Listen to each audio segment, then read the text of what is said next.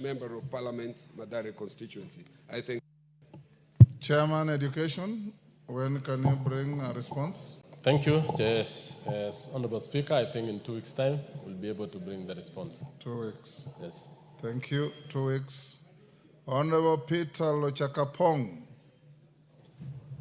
Go ahead. Thank you, Honorable Speaker. I rise to request for a statement regarding illegal commercial mining activities taking place in Sigor constituency. Now, Honorable Speaker, pursuant to Standing Order 42.2c, I rise to request for a statement from the chairperson of the Departmental Committee on Environment, Forestry and Mining regarding seemingly illegal commercial mining activities taking place in Laminyeusi and Kambikaraya within Sigor constituency. Honorable Speaker, there have been reported apparently illegal and unregulated commercial mining operations taking place in Laminyeusi and Kambikaraya.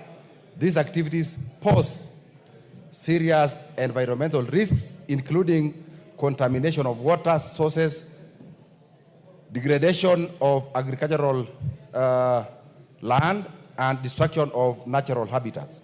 Additionally, the activities threaten the livelihoods of the local communities and have contributed to increased insecurity due to inter-clan clashes over the control and exploitation of mineral resources.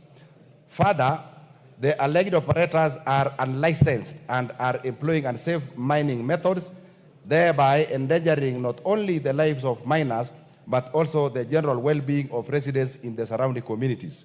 Now, Honorable Speaker, it is against this background that I request for a statement from the chairperson of the Departmental Committee on Environment, Forestry and Mining on the following. 1, provide a report enumerating all licensed mining activities within Sigor constituency. 2, indicate the immediate steps that the Ministry of Mining is taking to stop the ongoing illegal commercial mining activities in Laminyeusi and surrounding areas. 3, measures put in place by the ministry to rehabilitate and restore areas that have been environmentally degraded as a result of these unlawful operations. And 4, Honorable Speaker, outline existing or planned initiatives to engage and support local communities in the management of mineral resources in a lawful, regulated, and sustainable manner. I thank you, Honorable Speaker. Chair, Environment. Yes, Chairman, when can you bring a response? Honorable Speaker, Honorable Vincent Musyoka is on a special assignment of the committee, and we have a similar statement by Honorable Dr. Rico on the same. It is active. Maybe we can meet with him next week, on Tuesday or Thursday next week, and then we can be able to discuss on the. It is just similar. It's the same, Honorable Speaker.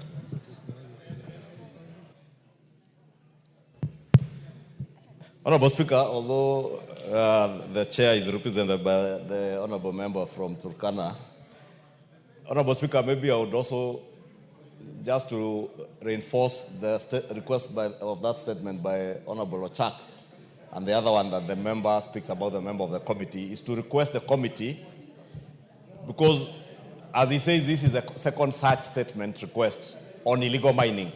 Yes. Honorable Speaker, you are aware that at one point we were told all mining licenses to some extent had been stopped. Yes. And we are still unclear on how people are being licensed to do mining, who is licensed, who is not licensed. Maybe just to request the committee, Honorable Speaker, to go beyond just the statement, to now engage with the ministry on what needs to be done moving forward. Yes. Ideally, we should even have a board that is licensing miners, yes, or the people engaging in the mining business, not having ministry officials, 1 or 2 people deciding who you license, who you don't license. Just like in the gambling business or the betting business, we have the BCLB board. We ought to have a mining board that is scrutinizing who is mining, who is being licensed, where they are being licensed, And to mine what? Because it's not just illegal mining, Honorable Speaker. People are getting mining licenses for quarrying. And in some of those areas, like Honorable Rochak says, people are mining gold and other very precious metals. If you go to Embu, Tharaka Nithi, the same thing is happening, Honorable Speaker. And these are natural resources owned by the people of Kenya that are being exploited by foreigners and being shipped out of this country. And it's therefore imperative that the committee takes the responsibility of guiding the House on what we need to do in terms of legislation, whether we form a board or whatever we need to do, so that even the decisions to decide who is licensing are not being made by one person, is a collegiate decision. Thank you, Honorable Speaker. Honorable Mother, you've heard that? Well guided, Honorable In Speaker. responding, combine the statements if they relate to similar issues. And if you are going to invite the minister to the committee, then you invite Honorable Ochakapong and whoever else asked. Then, subsequent to that, you bring an answer to the House. Well guided. In Honorable 2 Speaker. weeks. Well guided. Doris Donya, Kisii County. Thank you, Mr. Speaker. I rise to request a statement regarding unspent National Government Affirmative Action Fund for Kisii County financial year 2023-2024. Honorable Speaker, pursuant to the provisions of Standing Order 44-2C, I rise to request for a statement from the chairperson of the Departmental Committee on Finance and National Planning regarding unspent National Government Affirmative Action Fund monies for Kisii County 2023-2024. Honorable Speaker, I rise to seek clarification regarding the unspent funds amounting to 7.9 funds for reinvestment into the planned initiatives. The delay in reallocation is deeply concerning as it has stalled critical programs meant to uplift marginalized communities, promote economic empowerment, and enhance service delivery within Kisii County.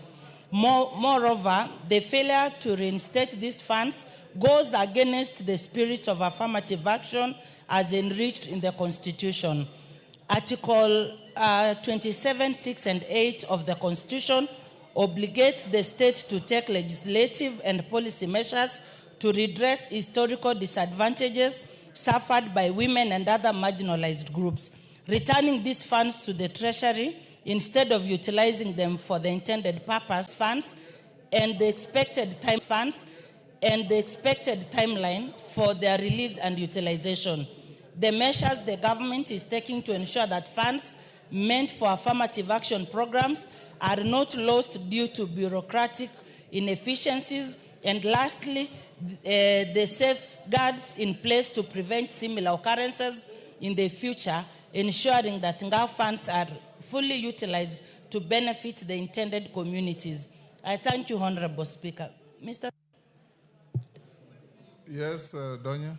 Mr. Speaker, it is the National Treasury which gives us the DAs, the district accountants. They are the ones who returned my money, which were meant for the Kisii people, Mr. Speaker.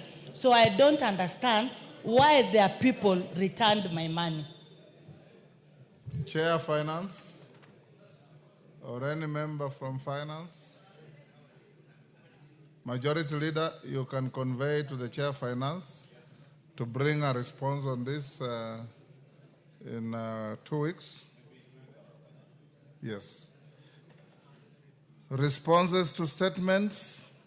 Statement request by the Honorable Dr. Charles Onchoke, Bonchari, Chair Housing, Urban Planning and Public Works. Chair Housing. Yes, Vice Chair, you have a response? Give Rindikiri. Give Honorable Rindikiri the mic. Go ahead. Mr. Speaker, the Honorable Onchale requested a statement from the Cabinet Secretary through the committee. Mr. Speaker, This is a statement by the Cabinet Secretary to the National Assembly Departmental Committee on Housing, Urban Planning, and Public Works on matters regarding collapsed residential buildings in Bonchari constituency. Mr. Speaker, the building construction industry in Kenya is a key component of the country's infrastructure sector, involving engagement of specialized professionals to oversee planning, design, and development of safe structures for human habitation. As a strategic pillar of Kenya's economic development and urbanization, the building construction sector is guided by various legal, institutional, and regulatory frameworks, with its growth driven by several factors, such as population growth, urban migration, urban policies, and foreign investment strategies. Mr. Speaker, honorable members, this industry remains a key enabler to socio-economic development, yet faces several challenges related to quality assurances and safety standards. Despite these challenges, the Ministry of Lands, Public Works, Housing, and Urban Development is supporting and advising our investors in various development of safe and resilient infrastructure for human habitation. Mr. Speaker, buildings experiencing collapses have been a source of concern to both national and county government due to their potential threat to human life, economic stability, and property integrity. It is important, Mr. Speaker, to note that various factors contribute to these building collapses, such as poor workmanship, substandard materials used in construction, inadequate supervision, poor quality controls, inadequate maintenance of buildings, and extraordinary load or combination of those factors. Mr. Speaker, honorable members, rising incidences of such events have underscored the critical need for improved building safety protocols and effective mitigation strategies. In light of these challenges, the Ministry of Lands, Public Works, Housing, and Urban Development has established a robust mechanism for ensuring compliance with subnational, national, and international standards. Particularly, Mr. Speaker, the Ministry is processing mandatory incorporation of the building code in all building approval processes at county and national levels. Number two, developing a cabinet memorandum on e-building approvals and management systems in Kenya to ease building approvals processing by the counties, inspections, and reporting. Number three, developing a legal framework to provide for the much needed coordination, enhanced regulation, management, and development in the building industry to support building businesses and the industry.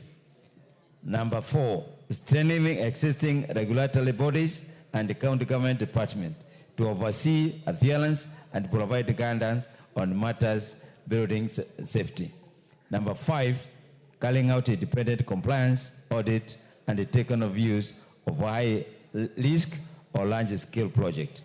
Mr. Speaker, honorable members, these initiatives aim to enhance the quality and safety and reliability of our construction project across Kenya by ensuring that all construction materials, processes, and personnel involved meet the highest standards of excellence. I thank you, Mr. Speaker. Nchoke.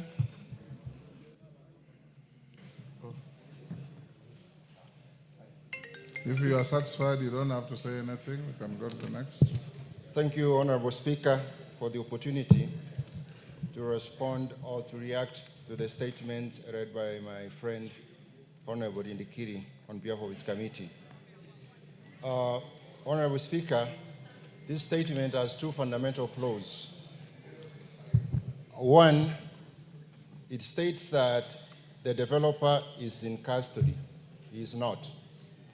It states that the developer supported the families with the funeral arrangements and that is engaging with the families to support them going forward, he has not. I say this with authority because today I spoke with the DCIO on the ground. I spoke with the Assistant Chief and the Chief who confirmed what I just stated. As a matter of fact, the 5 people who died come from very poor families. They are very young people who left behind orphans and widows. Mr. Speaker, you may recall that around about that time when they died, you supported this. And in this statement, despite the fact that the minister or the CS has indicated that the ministry conducts regular site inspections which are conducted by qualified professionals, and that they require that developers submit or contractors submit mandatory compliance reports, and the fact that on the 3rd of September of the year 2024, this developer, this project was issued with a notice to suspend works because it was not compliant, it was not following the laid-down procedures, the laws and policies. It continues. Where were the inspectors that we are told are professional inspectors? Where were these regular correct and a statement which is action-oriented that is going to support these families and just... Mr. Speaker will request, Mr. Speaker will request is to engage the honorable member of Bonchali. We will call him so that now we can seek clarification.